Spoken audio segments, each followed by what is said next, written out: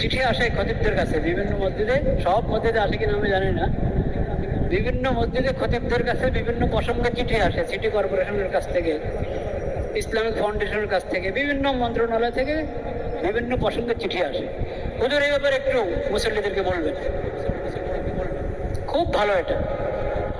কিন্তু এই চিঠিগুলো সব প্রসঙ্গে আসা দরকার। বর্ষার মৌসুম, এখন গাছ লাগানো দরকার, এই ব্যাপারে একটু উৎসাহ দিয়ে দেন মানুষকে গাছ লাগানোর জন্য, ভালো কথা। এরকম প্রসঙ্গ তো অনেক আছে। ওইসব প্রসঙ্গের ব্যাপারে যদি চিঠি আসতো, এই বিষয়ে একটু বলেন। যদিও আমাদের রোডঘাট ছবিতে ভরা, অশ্লীল ছবিতে ভরা, এই বিষয়ে কিছু বলেন।